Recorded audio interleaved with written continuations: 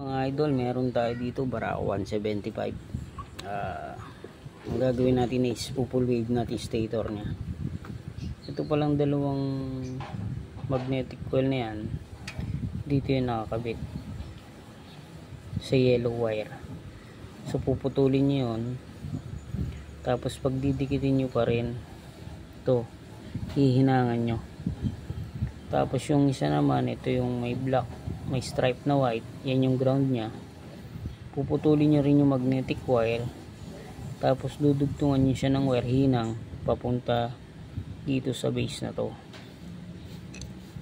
sa base na to. Yan, dyan yung yellow wire para ma-full wave na siya. Ganun lang kasimple. Tapos siyempre magpapalit kayo ng charger regulator. Wala na kayong ibang gagalawin. Ito naman yung white wire, siya yung charging wire nya. And ito yung double magnetic coil, ay magnetic wire, dito nang galing. Puputulin nyo yun, tapos hihinangin nyo.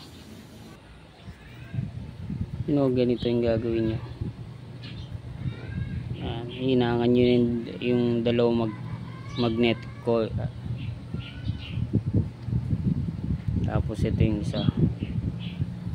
Tagal mag-focus. Ayan. Pag nahinang nyo na doon, hanapin nyo na yung pinagputulan ng dalawa. Dito nyo naman siya hinang. Pag ganyan,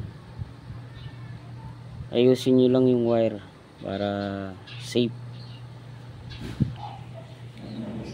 Natapos na natin paghinang natin ito. Dito nang galing yung dalawang wire, tas dito yung ground. Ito na dinugtungan natin papunta dun sa yellow wire. Tapos mga idol, para malaman nyo kung floated na yung ground nya, kuha kayong baterya, tapos i-stop nyo doon sa isa, yellow or white.